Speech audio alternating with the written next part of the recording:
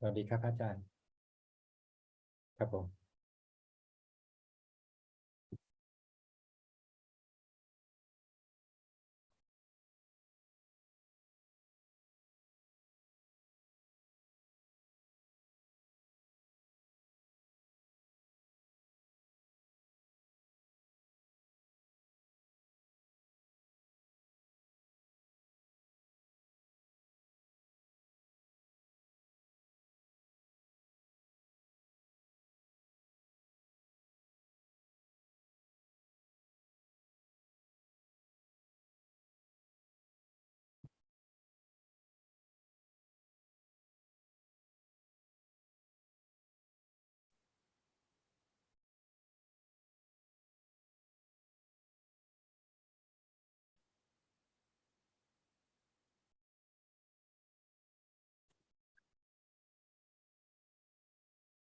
Hello, everybody. Welcome to another Dhamma meeting where we will discuss the Buddhist practices of charity, morality, and meditation. Everyone who is interested is welcome to join.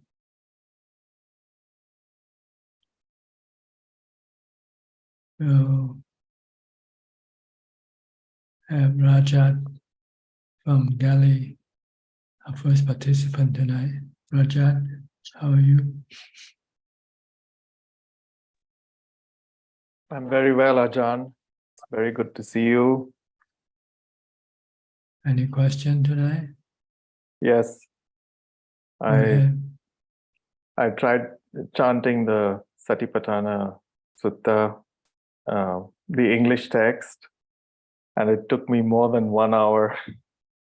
And it's very helpful to help me meditate. But Yes. yeah, You can condense some of the repetition if you like. Sometimes when talking about something, you have to repeat 5 times or something like that. You can condense it into one. But it's up to you. If you like to repeat the repetition, that's fine. The purpose is not to finish as soon as possible. The purpose is to calm your mind, keep your mind busy doing chanting rather than thinking about other things. Then you should, after you finish chanting, you should continue meditating by watching your breath at the tip of your nose. See how long you can continue on with your practice.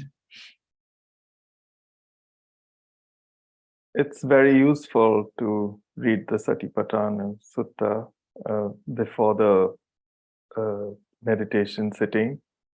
This is like ever since I spoke to you regarding this. This is the first time that I'm doing this before the sitting. And so it's been very, very helpful. And it's also explaining and integrating all the different teachings together and how it is leading to enlightenment. So I think from the Pariyatti point of view, it's been very helpful to do this. Yes, so you can get a clear picture of what you need to do, what you have to do. Yes, Ajaan. First, you need to develop mindfulness, and then you have to meditate using anapanasati to get you into jhana. And after you have mastered your jhana, then you want to study the nature of the body first. In order for you to let go of your cravings or attachment to your body. And then you study the nature of feelings and the nature of the mental states. These are what you have to do in order for you to be able to get rid of all your dukkha or suffering. Yes, Ajaan. Anything else? Yes, one more question. I was reading your talk, one of your talks.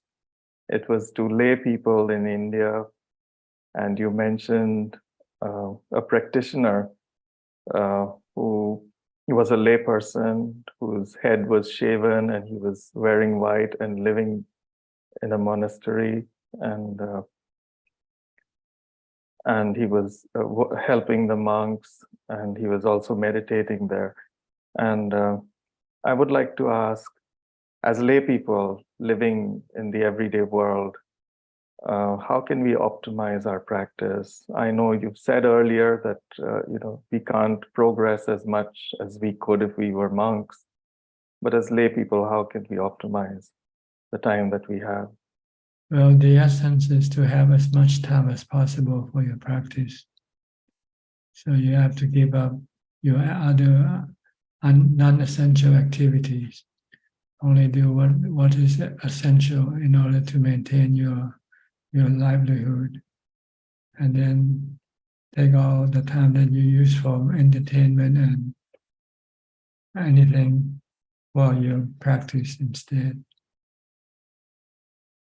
So, and the goal also, the important thing is to be able to develop mindfulness all the time, which is not easy in a lay person's life, in which you have to engage with people and things.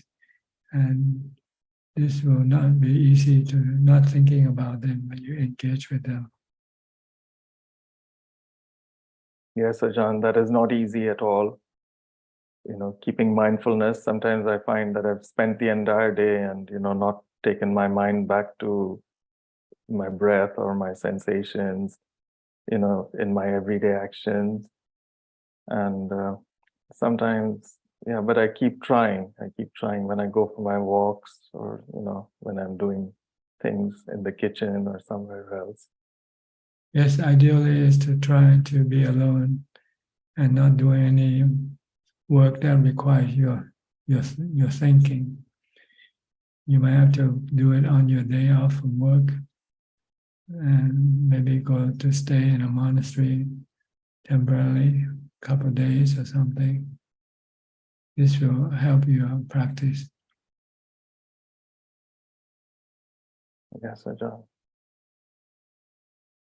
Otherwise, if you have to live at home and go to work, then you're limited to how much time you have for your practice, and the environment is not as conducive as if you would go live in a monastery. Yes, there are continual demands and disturbances. So you have to, if you want to have more time for your practice, you have to do some planning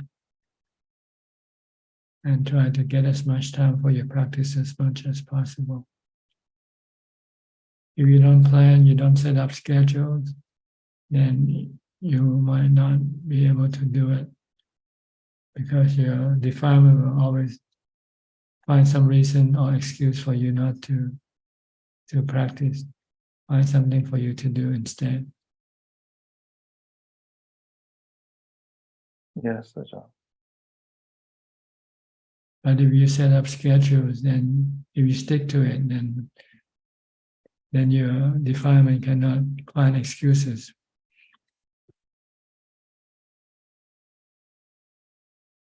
So this is something you have to do some planning, how you want to utilize your time for your practice. Okay. Yes. Anything else? No, Ajaan, I think what you've just suggested to me, are things that I would like to work with now. Yes, because you need the practice in order to get the result. You cannot get result by just thinking or studying or reading books alone. You have to put in the effort. to stop your mind from running all around, running all over the place. You have to still your mind. Okay, Yes, Ajahn. all right. I'll go to Felicia Chan. She just changed her outlook, her appearance. What happened?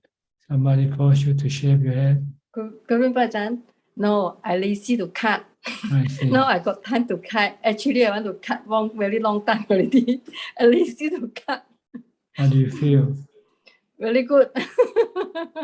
You don't feel Yeah. attached. You don't feel attached to your hair. No, so relaxed. No need to take care. Uh, No hair fall. Very easy to clean up. I like it. one less responsibility. Yeah. Yeah. Actually, want to cut quite some time. Very lazy to take care. Very lazy to cut. Yeah. Okay. Today I don't have any question. Thank you, Ajaan. Next time you should only eat once a day. Are you eating once a day now? I hope quite some time 8%. Now Mm. still 1 meal 1 day. 1 day 1 meal. No need Yeah. cook. No need to Now eat so many times. if 1 day can no need to eat, is very good. But now still 1 day 1 meal. Okay, good. No need to eat. Is very happy. Yeah. Eating is a waste time. Cooking is a waste time. Everything is a waste time. Yes, everything is a waste of time. Yeah. Except practicing. Yeah. Thank you. Okay, keep it up.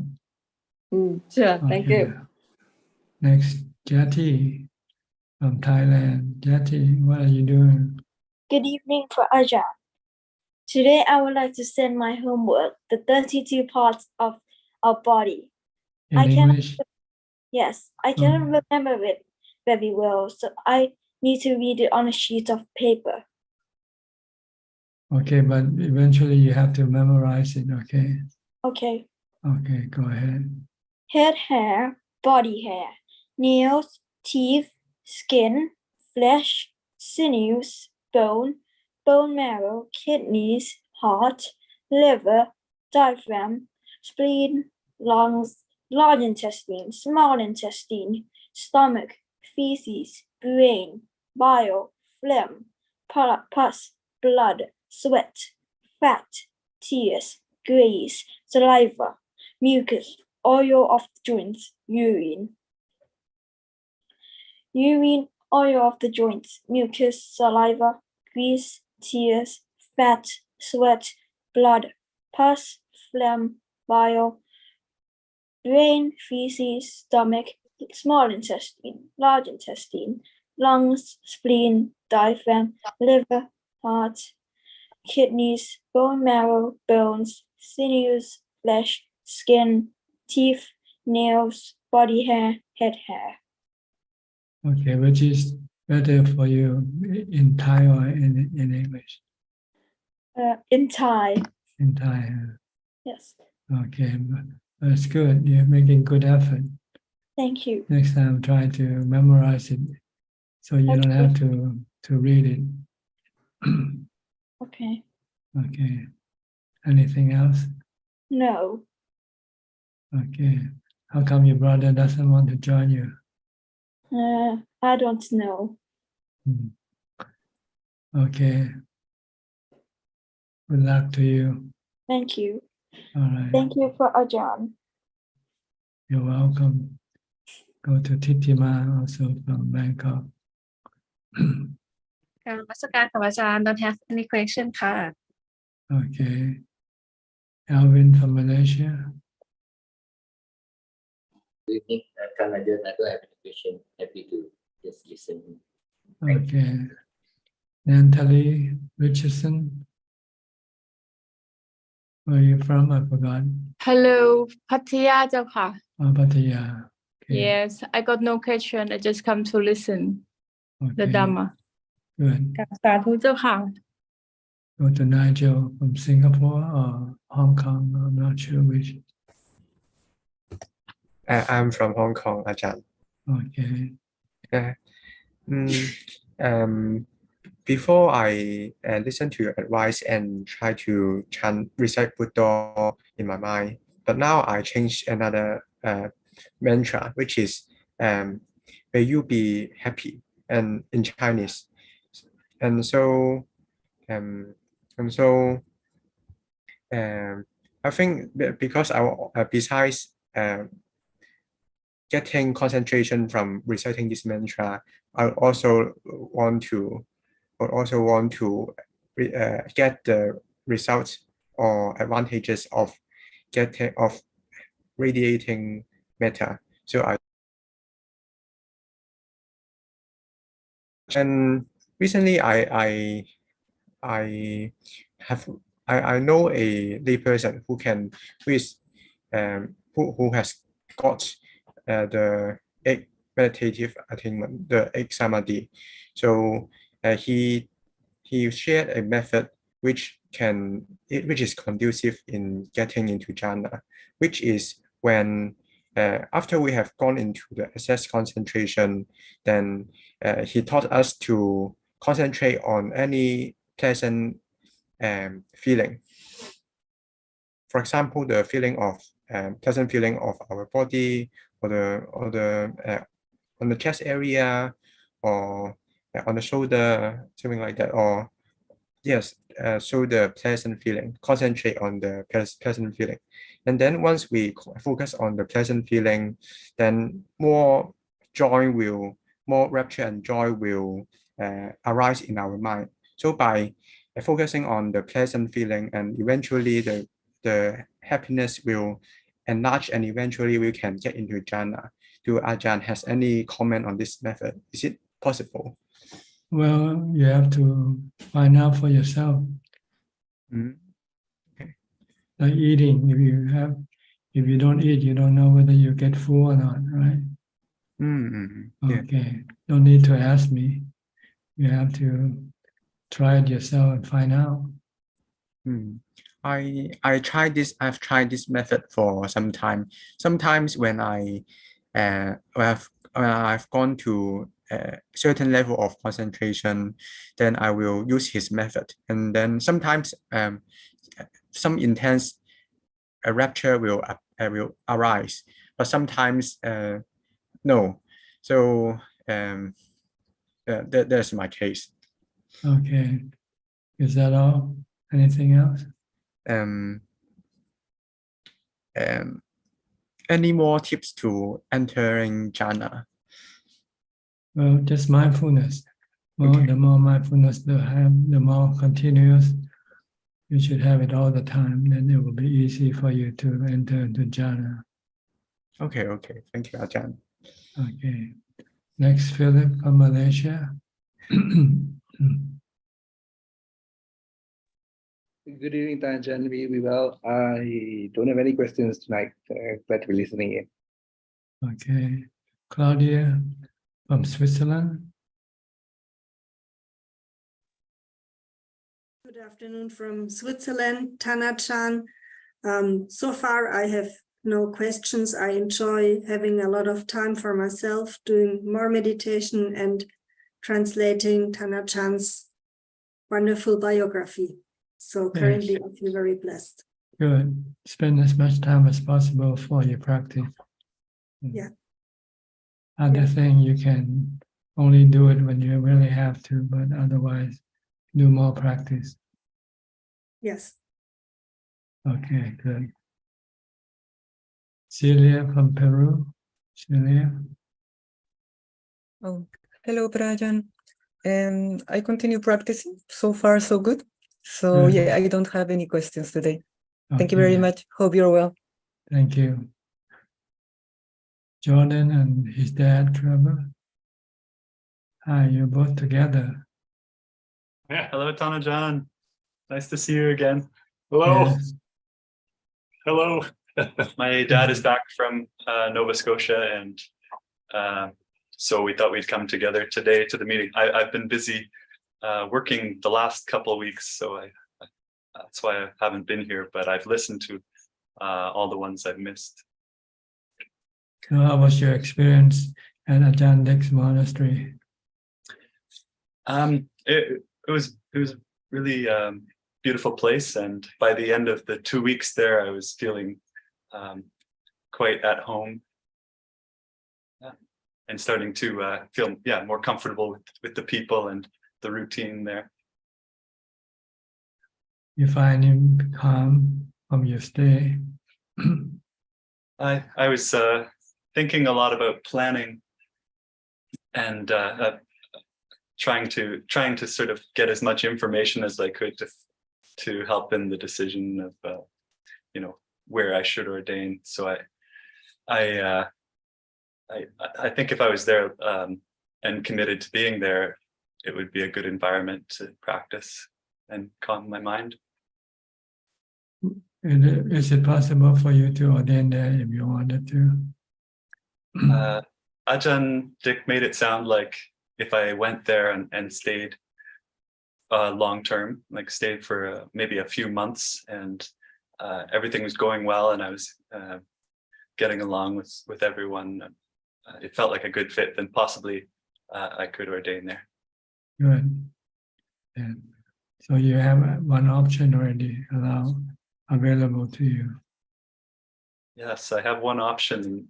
In my heart, I know you told me before that you thought that was a good idea to go there, and part of me still wants to is sort of stuck on this idea of being able to practice and ordain in Thailand, because I feel like the culture in Thailand would be supportive to be in a where the lay people are understand what it is to be a monk. Yes, that would be nice if you can make it in Thailand, but you have to go through quite a few hurdles, So if you find the right monastery and they accept you, then you can probably ordain in Thailand. Have you tried Wat Pananachat yet, the international monastery? I spent a week there when I was in Thailand last winter, and I was hoping that I could find a monastery that was in the lineage of Langta Mahabua. Right. I just don't know. I'm hoping that Ajaan Dick will get back to me with some monasteries and teachers that I can look into in Thailand, and I was hoping to ask you about them when I received that list. Okay. So, but I understand that it's difficult or not possible maybe for foreigners to ordain at Wat Yan at the moment. Is that still the way it is, or? Yes, but you can stay temporarily. Okay, well, that's good to know, and I'd love to come back and I'll let you know when I decide whether I'm going to give it a go in Thailand or stay at. Yeah, you just have to weigh all your options and find the best one for you. I'm hoping to make that decision by the end of this year, and be. Good. What about Trevor? You got anything to say? It's good to see you again, Prajat. I'm back in the noisy city, and left the boat behind. It's all wrapped up for the winter. I managed to get it in the water briefly at the end of my sojourn out there, and it's ready for when I retire to go off and explore a bit. But I'm coming back. It's been fabulous to be with my son. we're here and we're doing lots of things together, and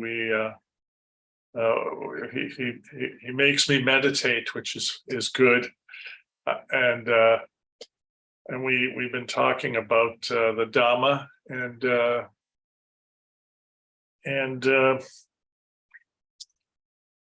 I'm glad that we're able to sit together this morning and be here with you. Good. It's good to attend a Dhamma meeting. You can learn something every time you join. I listened to some of the meetings I missed, but I still have some catching up to do. Yes. Okay. Anything else? No, Okay. no questions this morning. Thank you, Dan. Thank you, Okay. Ajaan. I'll go to Ramya from New Zealand. I see Anura also down below, on the screen down below. You're in two different places, no? Good morning. Yeah, I have no questions today. I'm happy to listen. Just listen, okay. Go to Ubeka, Alfredo from Brazil, Sao Paulo. Hi, Bante. Did you attend last week? I didn't see you last week. Did you? No, last week here had a big rain. Big rain. Yes, big. The trees falls. The light get off for six days. No light here. No electricity. I see. Yes. Okay. Very big storm. Mhm. And now it's okay. The electricity. Okay. Now it's okay. But and how are you? How are you? I'm okay. Okay. Next week I do a surgery. I will do a surgery. Surgery. Yes, operation. I see. Okay.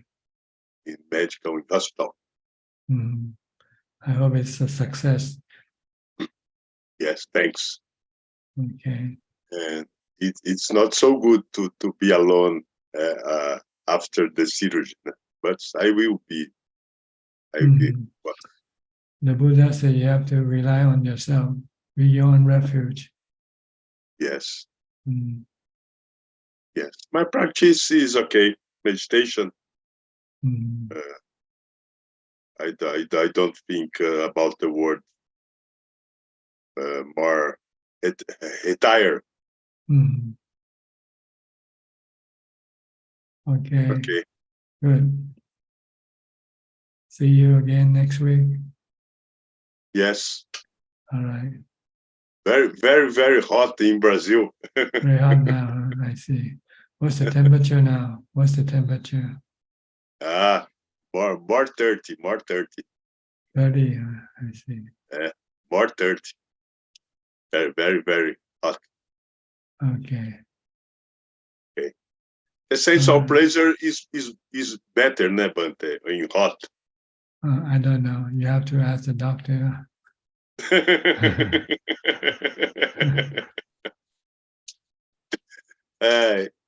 Buddhism is better in cold, ne, Bante? Himalaya. Tibetan people's practicing cold. In cold is more good to samadhi, Bante. It depends. It's the same, né? Some people like it hot and some people like it cold. So yes. Cold is hot is cool too, né? Hot is the mind is close, né? But in hot. Yeah. It's good when it's not too hot and not too cold. You know, that's the best. Yes. Yes. Okay. Okay, Bhante, thanks. Next, Aparajita from Dubai. Good evening, Ajaan. Yes, good evening to you. I'm just here listening as well, so thank you. Okay. Go to Bangkok, B. Ravin. Good evening to you, Prajan. I just would like to update my progress on meditation. I think last time I asked about the objects of meditation, and Prajan, you suggested that I try out different ones for certain situations. So I tried that and I found it was very useful because different situation and I applied different objects, it helped to calm the mind more. So yeah, I just wanted to say it's very useful. Mm-hmm. Because I never tried it before. I only used to focus on the breath only. But now that I'm trying a few others, I think it helps for some situations to calm my mind. Yeah, they are like antidotes to your illness, your mental illness. So you have to use the right type of antidote to fix the mind, to calm the mind down. Yes, I find that I also found that trying to develop mindfulness before beginning meditation also helped. It helped me to calm my mind easier than just jumping straight in and trying to meditate. So is that why you, yeah. You need mindfulness to calm your mind. So when you don't have mindfulness and when you're starting meditating, you'll find it difficult to calm your mind. But if you prepare yourself with mindfulness ahead of time, then when you meditate, you'll find it easier for you to calm your mind. Okay? Yes. But basically, if you have your mind has no issues, then you stick to the breathing as your meditation object. But if you have some issue, anger, then you have to use something to stop your anger. If you have sexual desire, then you have to use asubha to stop your. But otherwise, if there's no issue, then you use either Bhutto or you can use the breath. Or for some people, if they find that the mindfulness is not strong enough to watch the breath or recite Bhutto, then they might have to recite or do some chanting first, or recite the Dhamma discourse by the Buddha. Or some people use listening to Dhamma talk first to calm their mind down until they are able to watch the breath. And this switch, turn off the Dhamma talk and focus on the breath. So the reason monks do chanting is to calm their mind and prep for meditation. Yes, basically that's what it is. But originally they chant because they want to preserve the Buddha's teaching. Because during those times there was no recording devices. So in order to preserve the Buddha's teaching, all monks have to recite, to memorize discourses by the Buddha. And also teach them the teaching themselves. The more they recite, then the more they will remember and understand. And then they can use it in their practice, to use it in their practice. Because you have to know the right way of practicing. If you don't know the right way, you practice in the wrong way, then you won't get any result. So during the Buddha's time, chanting or reciting the Buddha's teaching is one it has two purposes. One is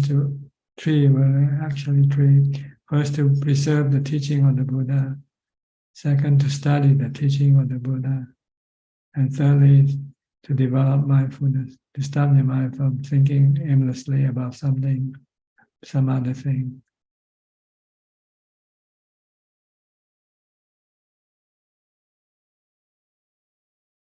Okay. Yes, Prajan. I will continue to try. I think it's good to have some tools to help out, and it really does help. So I will try them out. Because someday you might find it difficult to watch your breath or recite the mantra, then maybe you should recite the discourse that you remember, that you memorize, like the 4 foundations of mindfulness. You should commit that into memory. It's a good discourse to remember.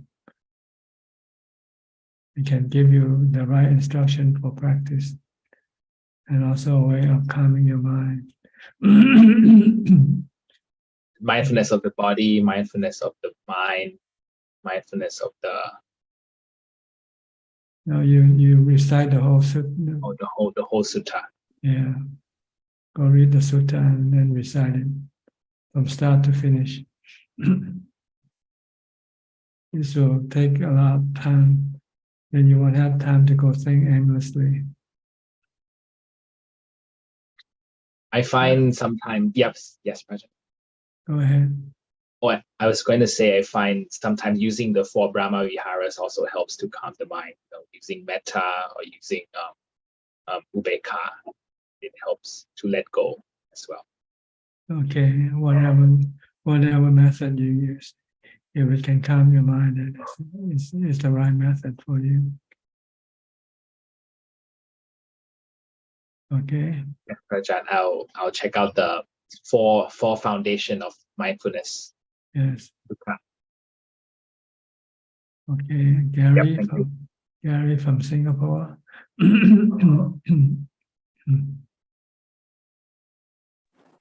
evening, Prajan. I'm just listening in tonight. Okay. Thank you. Kok Sing, also from Singapore. Yeah, good evening, Prajan. So now I have 2 questions. 2 questions on meditation and 1 on dana. The first question on meditation. Sometimes I have this struggle whether to watch the news over the TV or not, and the reason is because I do find that sometimes when watching the news, it may disturb my meditation because it, for example, some of the happenings around the world, and then it makes me upset. But on the other hand, I also have the urge and to know what is happening in Singapore and the rest of the world, so that I will not be a block in the well.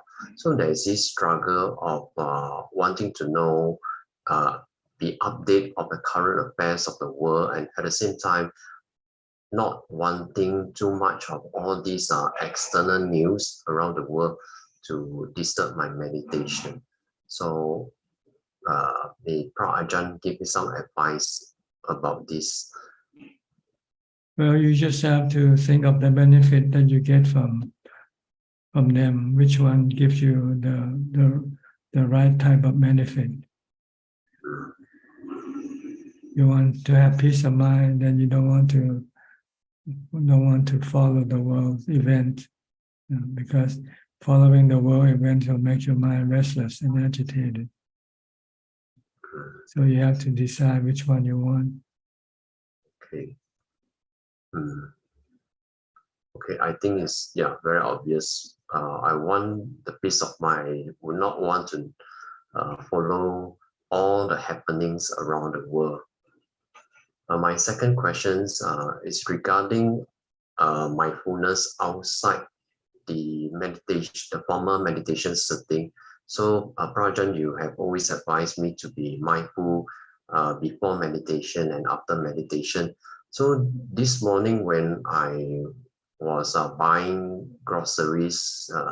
So there were 2 lifts at my flats there. So when I take the lift down, and then after that, when I returned, then I was thinking, which lift did I took earlier when I go down from the flats?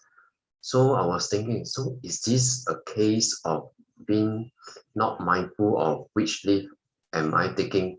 And I was thinking, do I, for mindfulness of my body, do I need to know even which lift I am taking? Yeah, from the lift lobby. Yes, you have to know everything that you do. Okay. Yeah. My last questions regarding Dana. Last week, Prajan, you were mentioning about when we give donations. So the merits that we are getting will depends on the amount of money that we are donating. And I was thinking, what about for those people who are poor? They will not be able to give so much money, and for those who are rich, they will be able to give more. So does it mean that those people who are very well off, they donate more money and therefore they will gain more merits compared with less for those people who are not so rich, they may not be able to give so much and therefore they will get less merits compared with the wealthy people?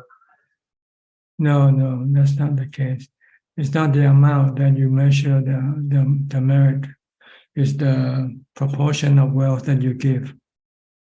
If you have 1 million, if you give 50%, you have to give $500,000. If you have 1,000, you only give 500, and you get the same merit. So to be poor, you get better. You get better for less. Okay, yeah. So now I understood that is the more of the proportion. Yes, proportion of your wealth that you give up. Okay, that's very clear. Yeah. Thank you, Prajan. Okay. Next, Kafilim. Good day to you, Tanaja. Hi, how I are have you? no question today, just listening. Okay, Pirali, are you Machi? Are you Buddhist nun? Or? Good evening, Tanajan. I joined your meeting previously, but I've been absent for almost 3 weeks. I'm not a nun, I'm just practicing at home. I see. Yeah. But I plan to be a nun probably next year. Okay. Yeah. So actually, this is just me practicing how to shave my hair. Good. Today I have no question, Ajaan. Thank you. Okay. Go to Fiona, Charlotte. Fiona from Surabaya. Yeah, one Ajaan. How are you? Yeah, good, Ajaan. When did you get back to Indonesia? On Sunday. Sunday, okay. Mm. You have any question? Yeah. I want to ask about the according to Ajaan, how to keep the mind in order to still in kusala karma. How to keep the mind in kusala dhamma. You need mindfulness. If you have mindfulness, you can stop the thought, let it think. You can control your thought with mindfulness. Without mindfulness, then your mind will just go think whatever it wants to think. Mm. So you have to practice mindfulness, do a lot of mindfulness, and you will be able to stop the thought that you don't want it to think, and only think about the thought that you want it to think.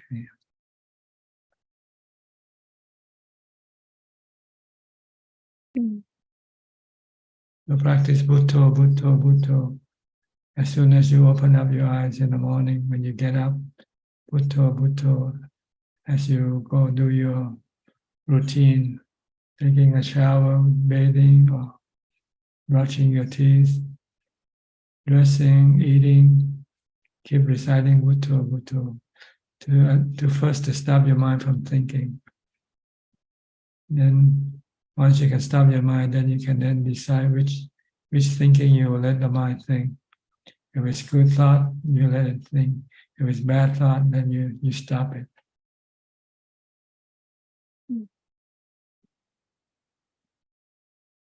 Okay.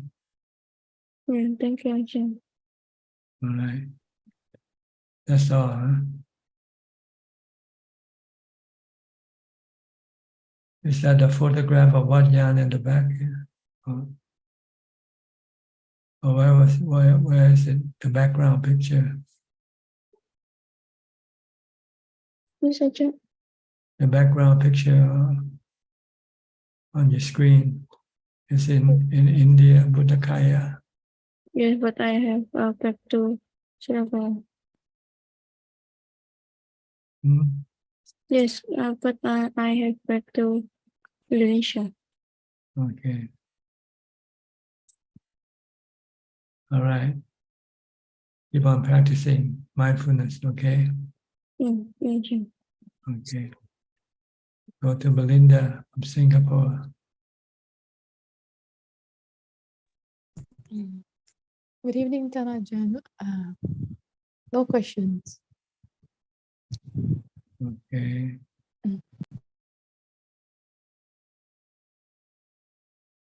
Who is next now? I'm sorry. Let me go to. Scott. Okay, it's Scott from Bangsaray. Scott. Good evening, Ajahn. Good to see you. Good to see you on Saturday too. One question. A friend of mine passed away over the weekend. I found out literally after I left. On Saturday. People die every day. People are born every day. I get it. This year, I've had 11 people close to me, not just people I hello in the street, people I've bred with, spent a lot of my life with, all die in a 9-month period. I noticed the cycle of life, but it's almost like I haven't time to digest or absorb or mourn or grieve one, and then there's another, and then there's another, and there's another. My mum said to me, the older you get, the more you'll go to funerals and less weddings and christenings, because that's the luxury of getting older. It just seems a little bit relentless at the moment. I feel like I need to go away to take stock, but I'm scared to go away in case any more people start dying on me. They're not dying on me. It's not personal, I get that, but it just feels very, very, very heavy at the moment. Yes, you have to accept the fact that they are like the weather. Sometimes you got lots of rain, sometimes you have less rain. So this is the way things work. Everything that's happening on this earth, the Buddha said, you have to look at them like the weather. It's something not under your control. I mean, to be quite, if I was speaking to somebody else who's going through a similar experience, I'd suggest something very similar, but because it's happening to me, it's different. Yeah. Well, it's not, but you know what I mean, because it's obviously the impact is on me. I'm not detached from it. I'm connected to it. It's a lot of grief at the moment, lots of grief. The way not to feel sorrowful is to accept the truth. I said that's the way things work in this world. Sorry. Thing comes and go, rise and cease. It's under the three characteristics, the three nature, the three characteristics, the nature of things: impermanent, temporarily, anatta, not under your control, and dukkha. It makes you feel sorrowful when things happen because you are attached to them. If you're not attached to them, then you won't feel any sorrow, any sadness. And so that's not more. Try not to attach to anything because you know one day you're going to have to lose it. My wife says that's my humanness. Mm-hmm. That's your delusion, not humanness. According to Buddha, this is a lack of wisdom. Yep, okay, I get that too. I get it too. Thank you. Thank you. If you have everything wisdom, see you Saturday. If you have wisdom, then you don't feel anything because you know there's nothing you can do about it anyway. No. Okay. Next, Anura. How are you? Where are you now today? Hi, Ajaan. Good evening. Good to see you. I'm in China now. I see. So, yeah, I left the last just after the last week Zoom meeting. I left to the airport and to Hong Kong, and then traveling in China. Yeah.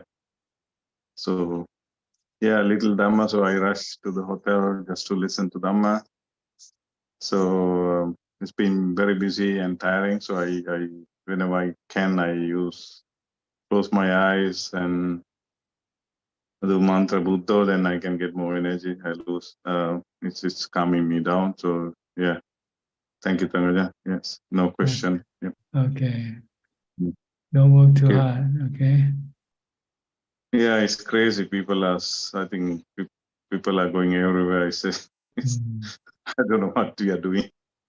Okay. So yeah. Okay, just take care of your mind. Make sure your mind doesn't become afflicted with Yes. problem. Yeah. Yeah. Okay. Good. Okay. Thank you, Tangaja. You.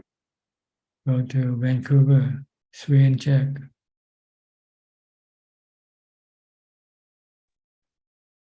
Greetings, Tan Ajaan. Hello, Tan Ajaan. How are you? Very I'm good. good, Tan Ajaan. Thank Okay. you. Tan Ajaan, from the Sutta, Buddha asked us to develop the 5 faculties, and then from 5 faculties turn to 5 powers. Is that? That's the intensity level. For ordinary beings like us, we only can develop the faculties. But as soon as we become a noble disciple, then our faculty will be on the power mode, on the 100% intensity. So you have to gradually build up your 5 mental faculties, increase it by doing the practice. By studying the teaching of the Buddha will increase your faith in the Buddha, and this will also will push you to do more practice. So you have more exertion and more mindfulness, more samadhi, and more wisdom. So they gradually build up until to the point where you can cut off your fetters. Then you have 100% power. 100% intensity. If you don't have 100% intensity, it's difficult to cut off the fetters. You might be able to cut off some other weaker defilements, but not the fetters. The fetters are a real strong defilement. Your attachment to your body is much stronger than your attachment to other people, right? Or money or wealth. So you need a stronger wisdom, stronger samadhi, in order to for you to be able to cut off your attachment to your body. Okay. Okay. So once we cut off the feathers, that means it's quite strong. Then it's not the mental faculty, it become mental power. And it will always be there already. Yes, it will be on there. And you use this mental power to get rid of all the other fetters. Okay. And how about the 4 Itipada then? It's the same thing as the mental quality that you need to push you ahead. First, you have to have the interest or enjoy what you do. This is chanta. Chanta is to develop an interest or enjoyment in what you do. Once you have interest or enjoyment in what you do, then your exertion will come easy. You don't have to push your exertion. By making money, once you start earning money, you find that you have the interest to make more money. So you'll be more diligent. But if you don't get any money from your work, then you feel you don't know why you should be working, right? Yeah. Okay. Oh. So you have to have the interest or the enjoy making money. People enjoy making money. So they don't mind working all day, workaholic. They become a workaholic because of the reward that they get. Same way, if you start to reap some result from your practice, from Dhamma practice, like jhana, then you'll be more energetic. You'll be more inspired to do the practice. So you need chanta, which means you have to have the enjoyment from doing the practice. And then you will find it easy for you to exert, to do more practice. Because you know what you'll get when you practice. You get more mindfulness, you get more jhana, you get more peace and happiness from your practice. And so your mind will only be concentrated on the practice only, not being diverted by distracted to go do other things. We call citta, chanta, viriya, citta. Vimamsa, your mind will only thinking about doing the practice and not about anything else. So they are similar faculties, but sometimes when the Buddha teaches to different group of people, he might use a little different terminology, but it refers to the same thing. They are path factors. They are part of the Noble Eightfold Path, but spoken in a different style, different way.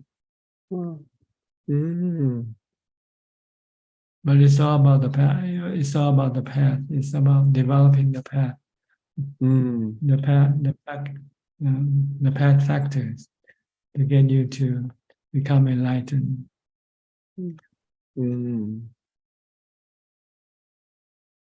That's why Buddha taught us to develop the faculties, the mental qualities, and then turn them into like the power, meanings like more stabilized. Develop them to the fullest. Develop them to the fullest. Mental faculty are like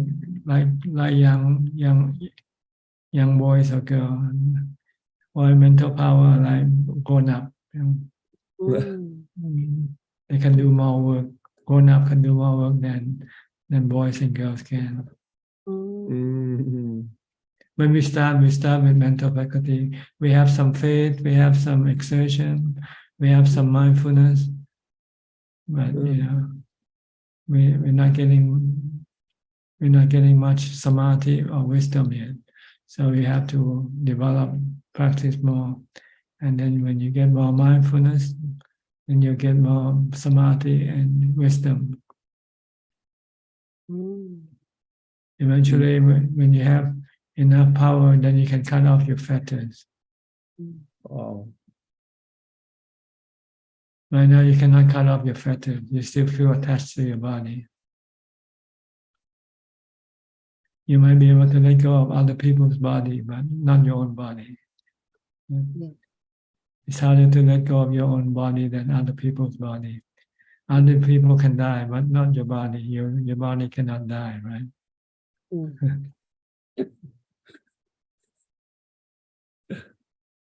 But if you have strong mental faculty, 100%, then you can let go of your body just as you let go of other people's body.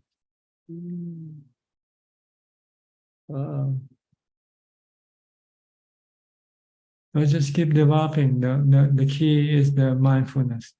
Mindfulness will be the one that will push the other to come along. Once you have mindfulness, you will find it easy to get into jhana.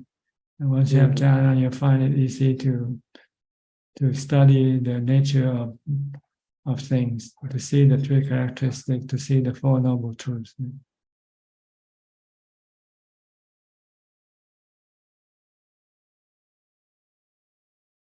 So it's always mindfulness. Start with mindfulness. When you read, you begin with ABC. When you meditate, you begin with mindfulness.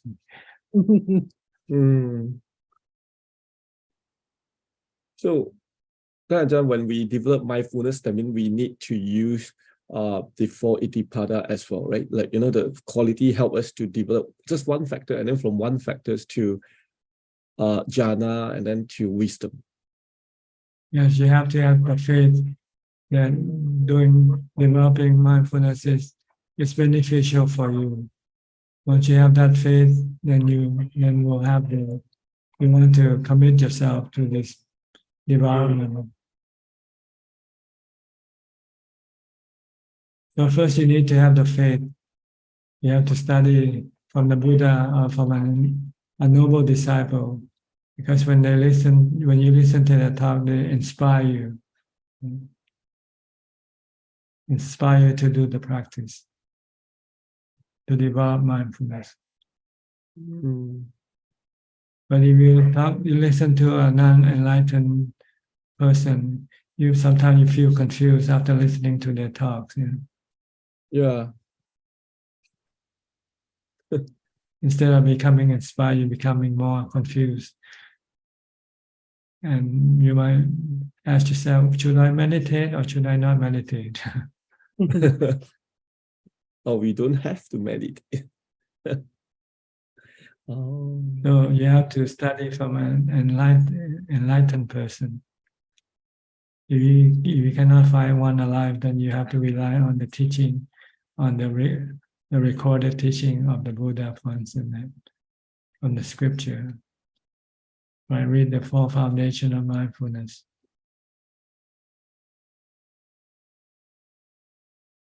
Okay.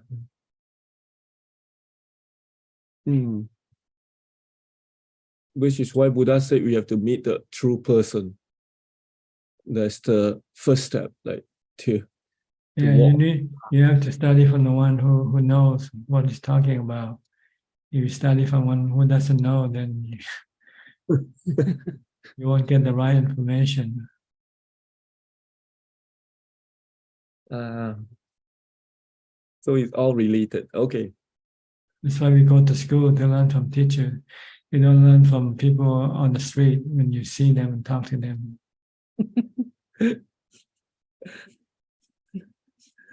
So you want to learn about Buddhism, enlightenment, you have to learn from the Buddha, Dhamma, or the Sangha, noble disciple. Because they know the stuff. They have discovered, they have found the stuff, the enlightenment. And what they tell you, they have no doubt when they tell you things that they know. And when you listen to them, you feel that confident that they really know, and you can fully commit to what they say, fully believe in what they say. And all you need to do is to prove it, that's all.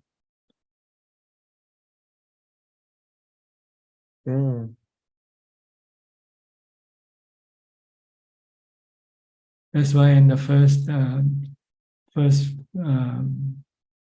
sentence or first instruction in the 38 auspicious Mangala Sutta, he said, associate with the wise, don't associate with the foolish.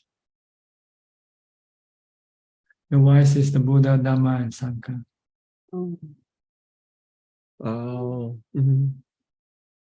Yeah, it's all related. Huh? Yeah, okay. True person, the wise person. Enlightened person. Enlightened person, okay. And Ajaan, Yoniso Manasikara? This is, I think, to study or investigate thoroughly or something like that. When you study, when you investigate, you want to do it judiciously.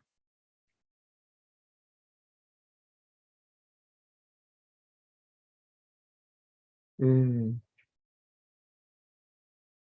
that is to develop mindfulness, then samadhi, then wisdom.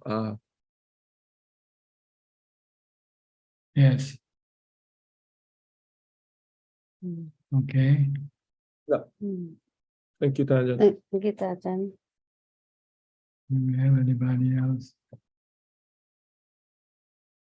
Yes, that's about it. So we go to Facebook or YouTube or email for more questions. We have together 5 questions from Facebook this evening. The first 3 questions are from Lee Tekhwa. Hi, Ajaan.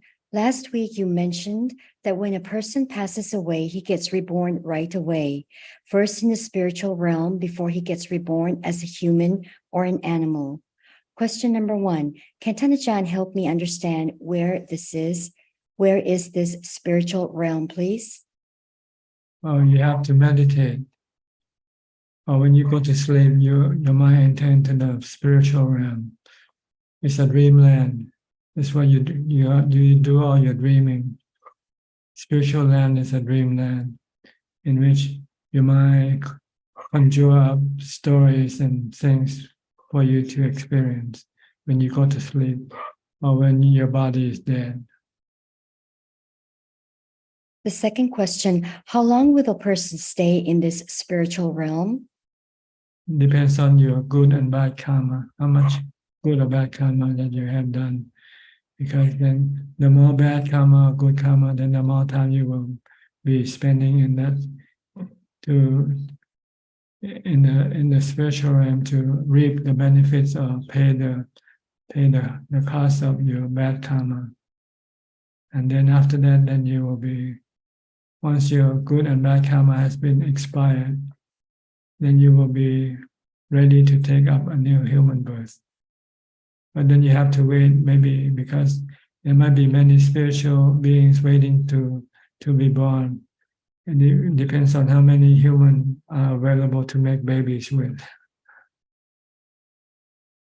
The next question, is it true that in some situations the deceased person can see the living people, but the living people cannot see the deceased person? Thank you, Ajaan.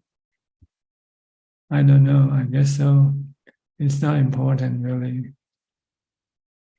The next question is from Ku Ching Leong. Ajaan, may I know whether a sangha without any enlightened being can be considered as a sangha?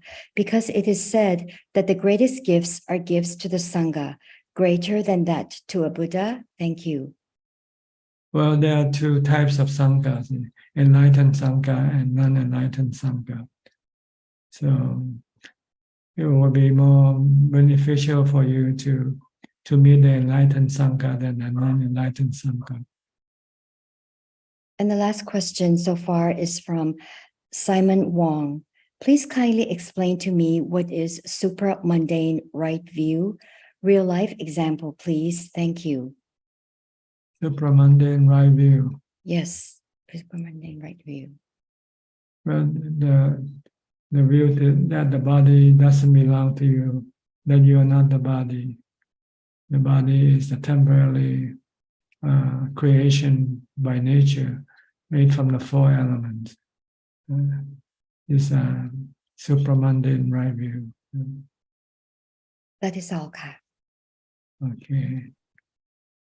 We have a lot of time left tonight.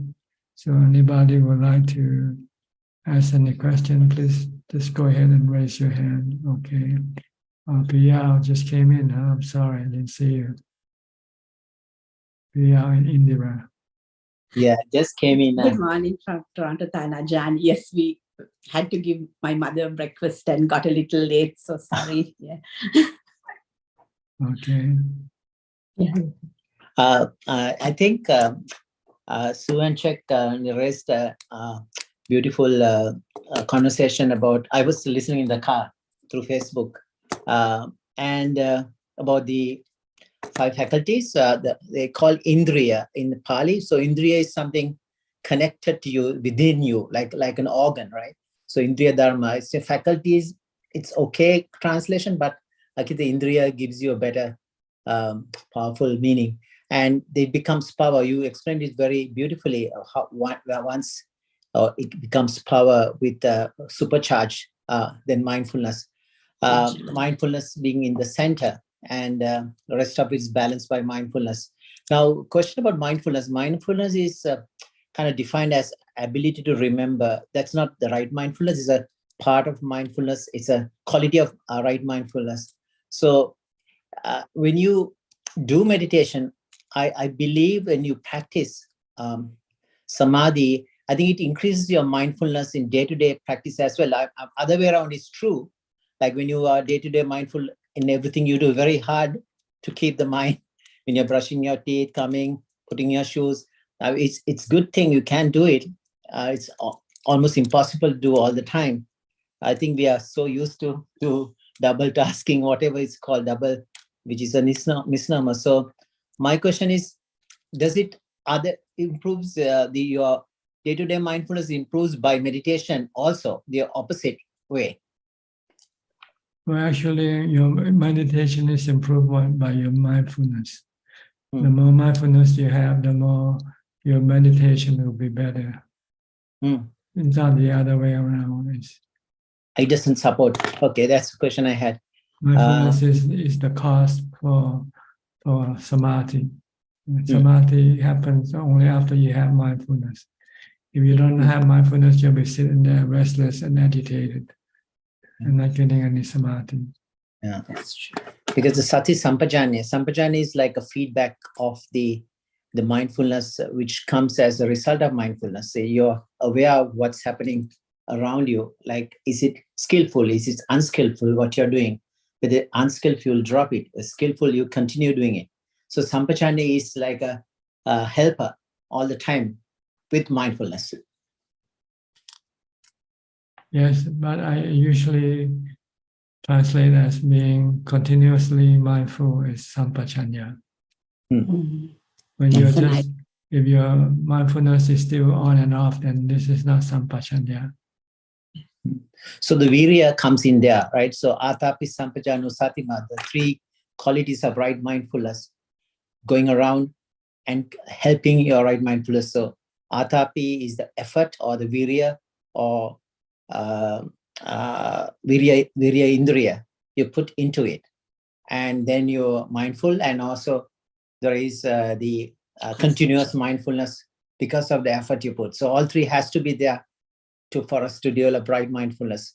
I mean, mindfulness alone, it could be somebody could be trying to kill someone, could be very mindful, like planning to shoot some people in whatever, but that's not right mindfulness. There's no skill, that's unskillful. Yes. You can use mindfulness to rob a bank, right? I want to do that. No, not. Or be a surgeon, like you be a doctor, and you do operation, you have to be mindful. Oh yeah, otherwise you cut the liver, say, oops, I cut the liver. Ajaan, I have a question. Like, if you're practicing mindfulness and you're very mindful, like you have to be in your day-to-day life also very mindful, right? Yes. Well, all the time in your waking hours, from the time you wake up to the time you go to sleep. Ideally, this is what you have to be developing all the time. In this nudging me, saying, you're not. She's saying, okay. I think she's trying to. No. I think that was aimed at me. No, Ajaan, just wanted to ask. Okay, and we talk about there's a person who's grieving with a lot of debts around him. I think I see it all the time in my practice, and death, illness. Suddenly, this young guy who just had leukemia, son. So the family is all sad. There's a small child, 7 years. He doesn't know. My wife doesn't know how to tell the child that he's got leukemia. So I had to deal with this. Sometimes a difficult situation, but I guess I think the Dhamma helps me a lot to sort through the clutter, to give us the necessary timely speaking, the true, timely and beneficial. So I think Buddha's teachings are amazing that way. There's a lot of the counseling, it helps. The question is, I mean, there was I think this similar case came up. Somebody came and asked why I am suffering, why I have dukkha. And Buddha said, I will teach you where you're seated. I think it's called Bahya, but not Bahya, it's different, Badraka, Gamini. So he said, I mean, if you, the main cause is like, for example, there's a person who dies next door, and you do, or there are so many people die in this city. Do you cry, or are you sad? Then, and he said, no, why not? That's so unfair. But because I'm not close to them, I'm not attached. So attachment. So when if your son dies, and somebody says your son coming home died, so will you be very sad? He said yes. So what's the difference between the son and the next door neighbor? He said pretty much is attachment. So it's hard for us to see, but when you see it that way, we can see, because we personalize, it's our own, right? If it's someone else, we don't care. That's right.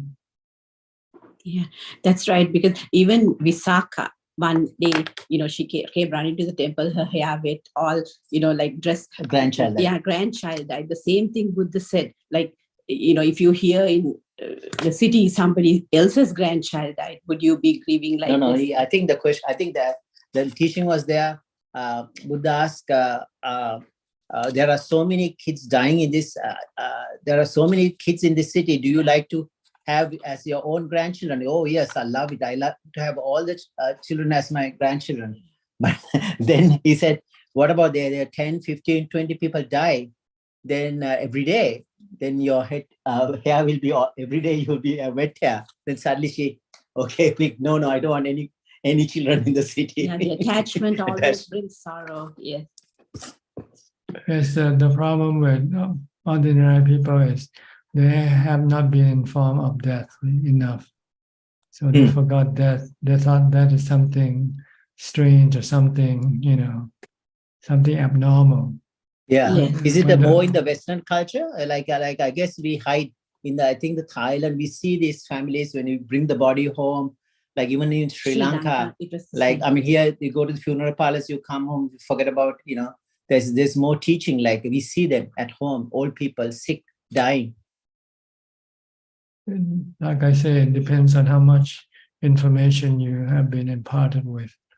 If you have more information about the truth, then the less you will be affected when it happens. Yes. So more exposure. That's why the Buddha instructed us to constantly remind us of death, our death, and the death of everybody else.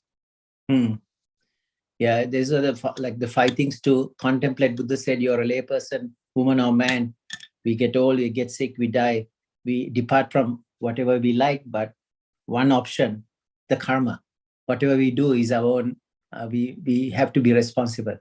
Yes, if you constantly remember this thing, then when things happen, you can accept it. You don't feel sad because this is like studying the weather beforehand.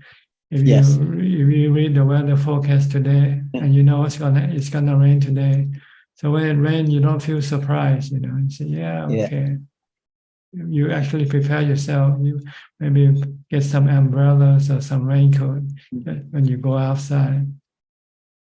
So Buddhism is like preparing us for the worst, just in case, and it's more like a prevention. It's already too late if you're not prepared to face with these tragedies in life. But it's over time, our mind is prepared for this. Hopefully, we suffer less. That's why the goal is to get rid of suffering, the mental suffering. We don't have to suffer at all, but we suffer because we don't want to accept the truth. The truth of anicca, the truth of anatta. You want everything to last forever. You want everything to be under your control. But sometimes they're not under your control and they don't last forever. When that happens, it causes you dukkha or suffering. But so it's a nature. It's a lack of information, lack of knowledge, lack of wisdom. So more wisdom you input, more reality you input to your mind. It becomes mind. It's like a computer. You're taking out the already program. You reprogram with the truth, like the correct, the reality, and you're now the computer running with a new program, which this is the way it is. Yes, it's like vaccination. You put in a little truth into your body, a little germs into your body. So when you're attacked by a large germ, you will not be affected by it because you have protection. Same way when you contemplate on anicca, dukkha, anatta. So when the things happen, you don't feel anything. So it's a Dhamma inoculation, Dhamma vaccine. Dhamma is vaccine, Dhamma medicine to protect your mind from suffering, from dukkha. Thank you. It's beautiful. Thank you. It's Thank you for your teaching. Very profound. Thank you so much, Ajaan. You're welcome. We still have lots of time left here. Do we have any newcomer? Let me see. Not yet, huh? Oh, one. We don't have Ryan. Okay, Ryan. Good evening, Ajaan. It was nice to see you a week ago. Yes, it's good to see you too. Just not much of a question, but also just a comment on what I was hearing, which is the sense of urgency in our practice. Is it something that we should cultivate?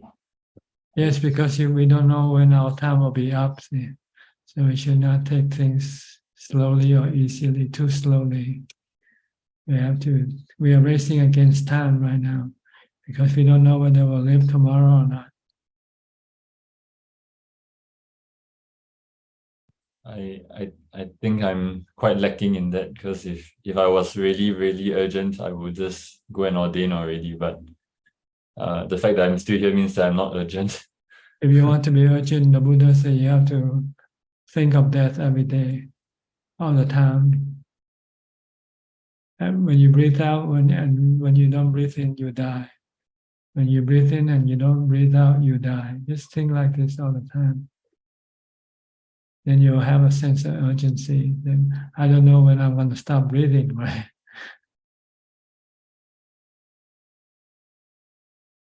But when we don't think, we assume we're going to live forever. We're going to go on living like this for a long time.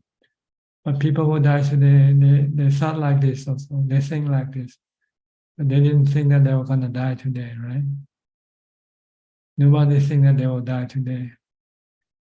But it can happen. But if you think ahead of time, when you die, you will not be afflicted with suffering.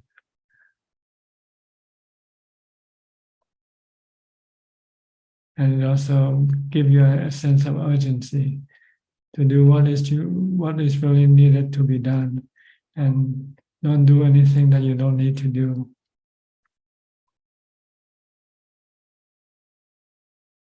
Right now, you're doing things that you don't need to do. What you need to do, you don't do. You're going after wealth. You're going after pleasure. This is not something you should be doing. It doesn't help you at all. It doesn't help your mind to get rid of your suffering. Only the practice of the Buddha, the practice as taught by the Buddha, is the one will be useful for your mind, will protect or save your mind from suffering.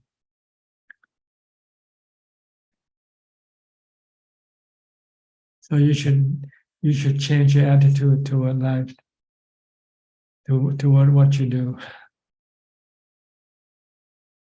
I think in my case, Ajaan, I'm quite held back because I'm the only child. So I wonder how will I take care of my mother if, let's say, I ordain. What if you die before she dies? Who's gonna take care of her? Oh, then I wouldn't have a choice because I wouldn't be around. Okay, it's the same thing. When you ordain, you don't have a choice. but actually you can still help her. The Buddha allows us to feed our parents from the food that we collect on alms round. Ajaan Mahabua got his mother to stay in the monastery and became a nun. But you can still look after your parents, but in a different way. Yeah, if you ordain, then you get them to ordain with you and live in the monastery. And then you can look after them that way. I brought my mom to see you, Ajaan, so she was able to see you as well. She's not actually Buddhist, so it's not very easy, but I think it's a work in progress. So Yes. yes. If you're really serious or committed to the practice, then nothing can stop you. But if you're not, then there will be all types of excuses to prevent you from ordaining. Look at the Buddha. He had a son, he had a wife, he had a princely life, and he gave it all up for the sake of the practice to get rid of the suffering, of the mental suffering that he had. So it depends on how much you want to practice. If you don't have enough to practice, then there'll be reason or excuses for you not to do it. You're right, Ajaan. I'm quite distracted at this point. I think just too distracted with worldly things.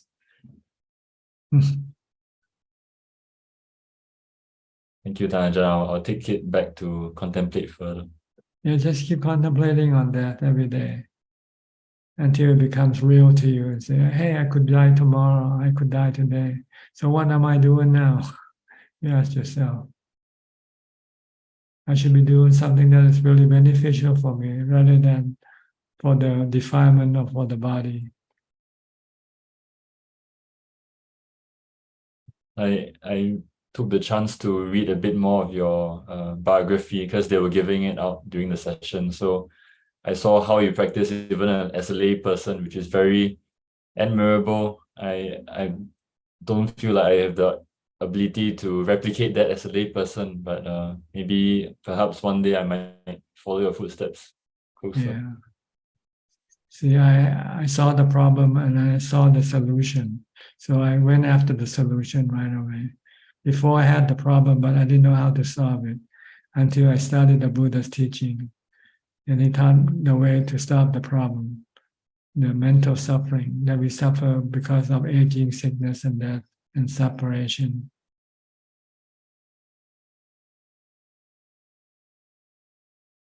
Okay. I haven't seen the problem so clearly yet, so yeah, you have to contemplate on aging, sickness, death, and separation, and you start to see your problem. Like the Buddha, when he saw an old person, a sick person, and a dead person, that really pushed him to see the real problem within himself. So he wants to find a way to escape from this or solve this problem, not to be affected by aging, sickness, or death, or separation. you're right, Ajaan. When I came back, I watched this movie, The Little Buddha, with my mother, and it showed the Buddha's life. So to me, it's absolutely incredible how being such a prince, wealthy person could have everything he wants, and yet he gave everything up. So because he wants to solve his problems, his mental problem. Okay, thank you. But the way you solve your mental problem is when you feel sad, you go on a holiday, and you stop your sadness temporarily. But after you come back a few days later or weeks, the same old sadness will come back again. Yes, you're absolutely right. Yeah, I came back from Thailand and I got back straight to work. So yeah, this is a recent experience for me. Okay. Thank you, Ajaan. All right. Anybody else would like to add any comment or ask any question? You are welcome to. Belinda. Belinda.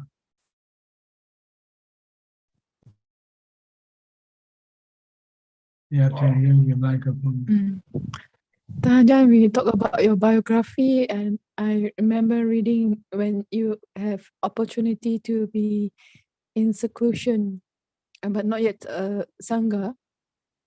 You mentioned that when you friends visited or you met up with friends, and after the separation, the feeling was you felt worse off, like very unease. So I have currently opportunity to be in seclusion, and friends visited me today, and I experienced what you say, like I just after many quiet days, and then the meetup and the separation, it just like unease. So Yes, it's better not to meet up with anybody. You might get happy when you meet up with them, but when they leave you, then you feel more sad than before. and it is also very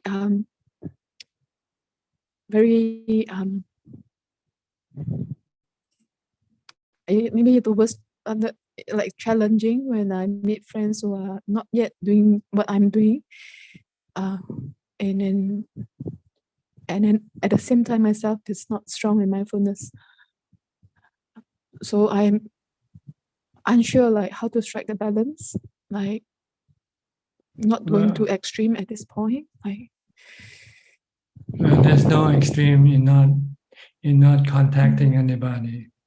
That is the path. Part of the path is not to have any contact with anybody. You have to sever all your contact with other people. If you want to have no obstacle in your path, then you have to disconnect your contact with everybody. But what I have now is also like favor from friends who are kind friends now. Friends who are still they're working very hard, down to earth people, making money. While I'm on another spectrum. I'm not quite like the desire for money and all that is I'm not entirely like moving out to. I'm stuck in between, Ajaan. So you're stuck because you don't want to get out. That's all. If you want to get out, the mind imprison the own mind, and yes, I see the mind.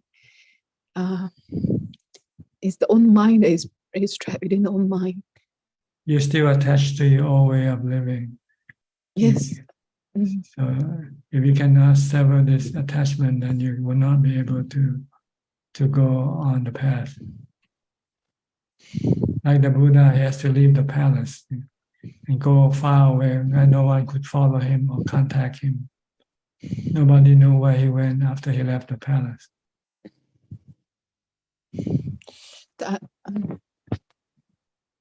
Had they know where he went, then they would follow him and try to drag him back. Friends were suggesting that I should probably going out somewhere new or change new environment to restore. But I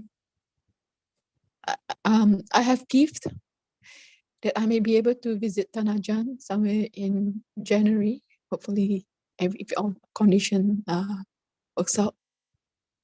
So at this point, I feel I'm very caught up by the kilesa. I'm trying to stay peaceful. I was trying to manage the anxiety. Yes. You have to contemplate on anicca a lot. If If you see everything as anicca, then it will be easy for you to detach, to cut off. But you don't see them as anicca, then you still want to cling to them. So this is the first first priority, to teach your mind anicca, see everything as impermanent, everything is temporary.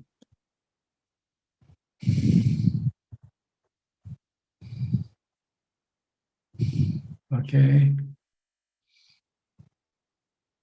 So for now, I plan as it's not very far planning.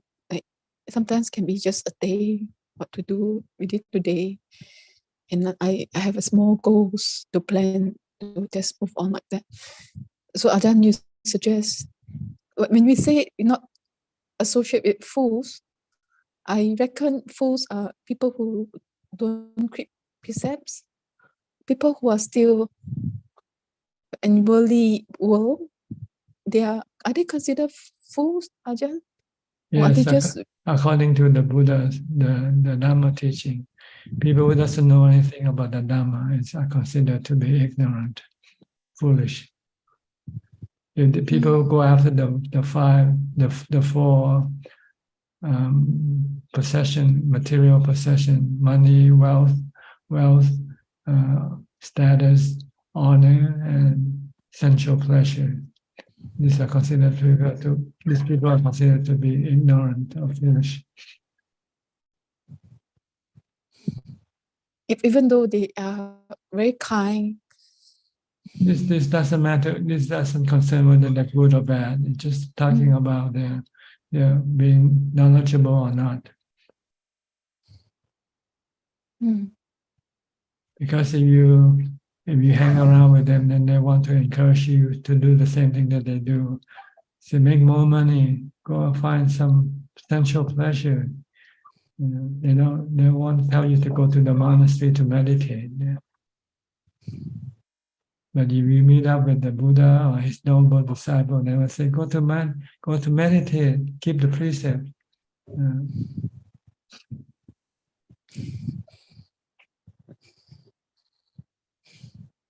Okay. Thank you, Ajahn. All right. Anybody else? Parachita. Okay, Aparajita. Yeah, I was just listening and something came to mind. Often the word virya is used for energy, but looking at all our situations, I think it could also be courage, like the courage to leave stuff or the courage to see, I have the capacity. Because you don't know, like we haven't felt the peace that deeply. So for us to take that leap is perhaps a lack of courage somewhere, and developing that to say, courage is with fear, right? So I have the fear, but I still go ahead, is perhaps a better way of looking at virya rather than just saying, I'm putting in energy, I'm putting in energy. Well, it's a precursor to your virya. You first need to have the knowledge to know that this is something that you want to do. Once you have that, then you will then be able to put in your exertion, put in your effort. So it's the word virya here means action, really. That's what it means. I want you to get into action, to do something, not just to sit down and talk about it like we're talking now. We should all go and meditate right now instead, for instance. But we cannot go yet because we don't know, we don't have the courage, or we don't have the conviction. So we have to study to get the conviction.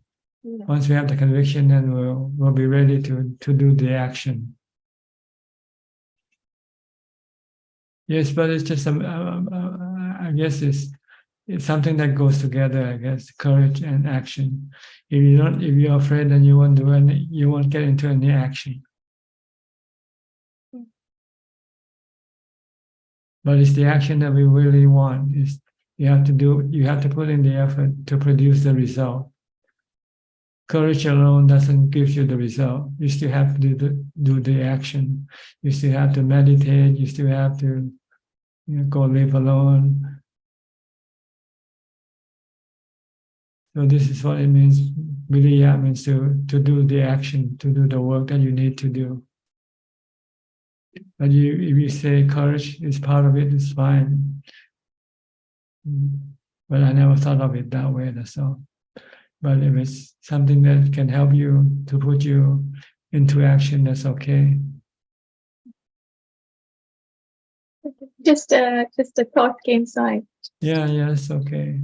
Because the Dhamma is quite flexible, really, it's not really fixed. Okay. For each individual, the one word might mean different thing to another person. Thank you. Okay, thank you for your input. Anything anybody else would like to comment or ask any more questions? No. Okay, Pia. Thank you for giving me another opportunity. Ajaan, the word urgency came up with the discussion with another participant. I mean, it's I would say it is like apamada, like maybe the Buddha used the term apamada or sangvega even, so apamada, Buddha said, is something like a elephant's footprint, like all other footprints can be put to this footprint. It's like very important. Apamado amatapada. So my question is like, there actually a sutta came into my mind called urgent duties of a farmer. So the Buddha said there are 3 urgent duties of a farmer. First, when it rains, you have to make sure the water retains.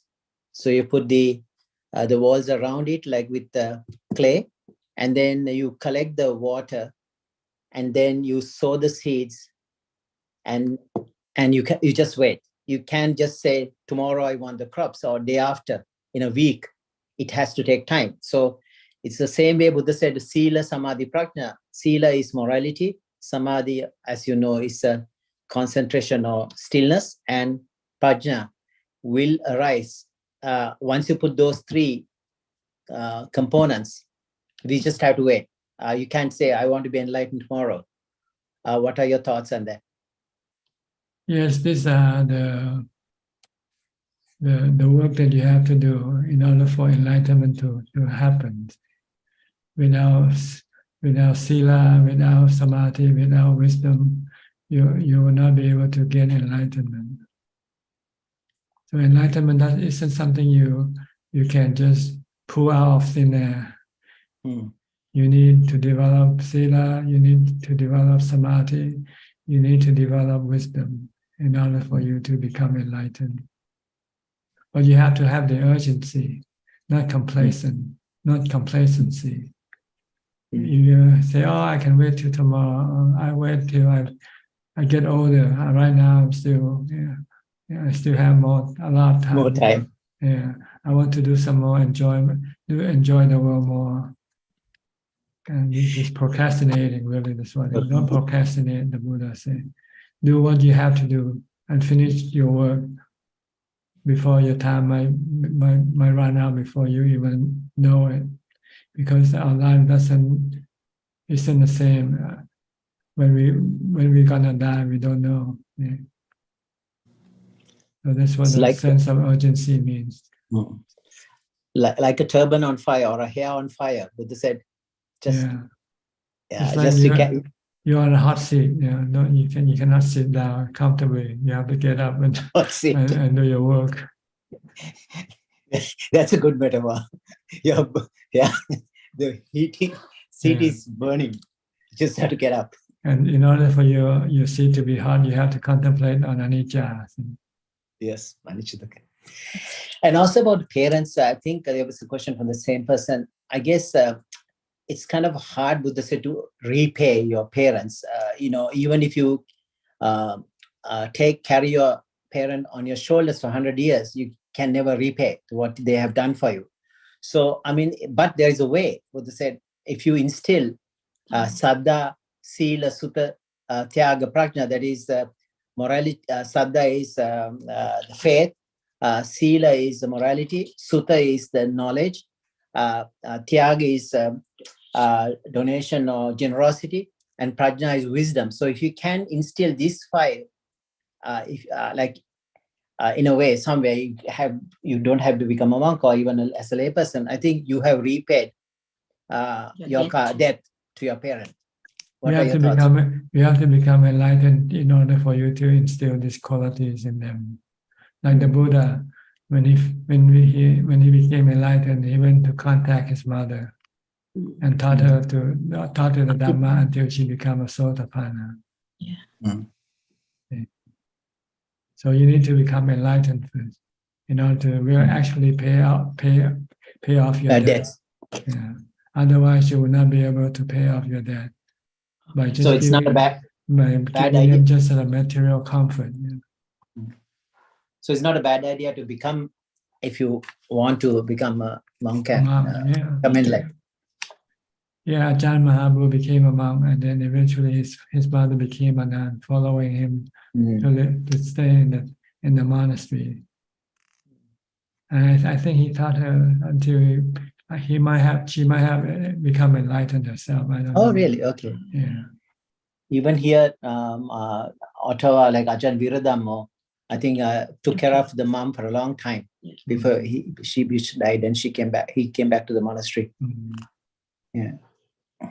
I think people just use the excuses to look after their parents when actually they only spend more time looking after themselves and seeking their sensual pleasure than really looking after their parents. Like you, how much time you spend looking after your parents?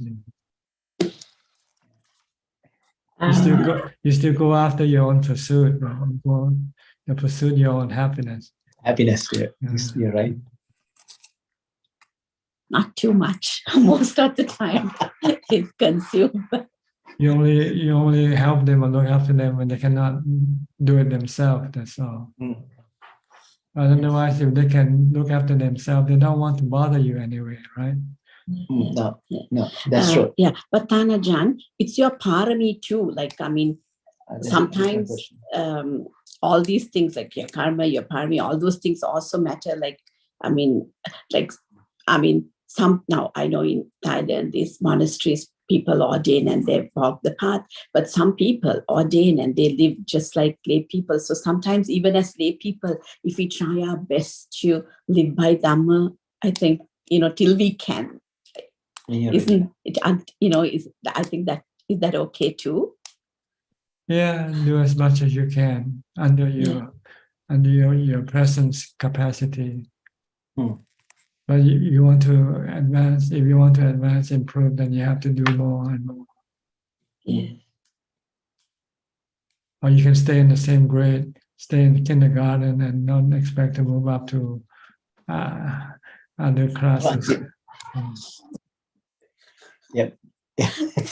But is it? I mean, of course, Buddha's time was different, right? I mean, there is a Chitta, Guhapati, or like there's some even advanced stages of enlightenment as a layperson, right? And Visakha, I mean, there are a few lay examples, but there are probably few far apart. But monks have a better opportunity because of seclusion and less burden and the time, of the household life. And the time to do the practice. Yeah, I think because especially in forest tradition, like the Ajaans, but I think you have to choose where you want to ordain to. That's also important. Because you're choosing a teacher. When you ordain, then you have to stay with that teacher for at least 5 years first. Yeah, so you have to choose wisely and also take time without rushing in, I guess, right? Then you have to observe the teacher. I think Buddha gave some instruction how to choose a teacher in one of the suttas. You stay with them, observe them, Anyway, I'll let you go. Thank you so much. Thank you so much for your wisdom. Theruvan Saranai. Okay. Well, Should I continue or should I call the meeting to an end? We actually have another 12 minutes left. Sulan? Yes. Okay, you just came in, Sulan. Hello, Ajaan. Nice to meet you. Yeah, good to see you, Sura. I thought you might not have come in tonight. Oh, yes, coming. Yes. Yeah. Hasn't been feeling well the past few days. Yeah. Consider it to be normal. To get sick is normal. Not to get sick is abnormal. Yeah. Everybody gets sick, right? So there's nothing to worry about. We all get sick. That's true. Yeah. I think I was a bit paranoid, thinking, is it COVID? Is it not? And testing and testing. Very silly. Yeah. Okay. How is your condition now? Better? Yes.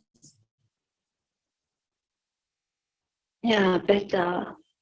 Just very tired and then not very productive. Yeah. Can you go to work? I still work. Yeah, I work from home. I see. Okay. Yeah. Then today I also went to fetch my niece. Yeah, because her family side also, some of them have COVID. So I have to go and fetch her from school. Yeah. You still have infection in Singapore, COVID infection? I'm not down with COVID, but a few of my friends are. Yeah. So more and more common. So could be because people are traveling and then they catch COVID. So that's probably a cause for it. But it's not alarming. It's considered like ordinary cold now, right? When you catch COVID.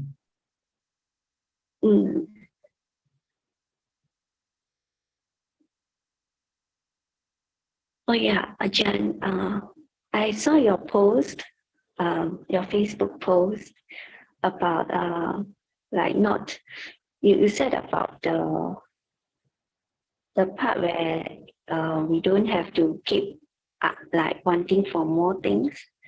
If we don't crave for more things, then we have less suffering. That's right. If you crave, then you have to go look for what you crave for. If you don't crave, then you don't have to go look for anything. You can just be still and happy.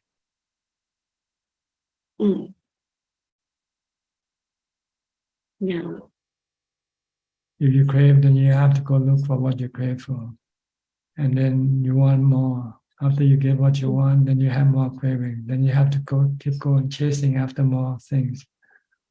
And you can stop craving, then you will not have to go chasing after anything. You can just be doing nothing and happy at the same time. Yeah, Isn't that better than to have craving? Yeah, it's a good reminder. And also, just nice, the Double 11 sales, it just passed. And it's very apt that you give that sharing on Facebook post. Yeah. Okay, is that all? Oh, yeah, that's all. Thank you, Ajaan. Okay, if nobody else would like to ask any question, I will have to call this meeting to a close, if you don't mind. Okay, thank you for your participation. I hope this meeting is beneficial to you and can help you advance in your practice. In the meantime, please stay safe, stay mindful, and keep on practicing.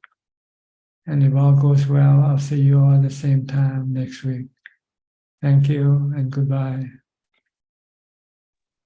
Thank you, Ajaan. Thank you, everyone. Thank you, Emily. Thank you, Ajaan. Thank you, Ajaan. Thank you, Ajaan. Thank you, Ajahn.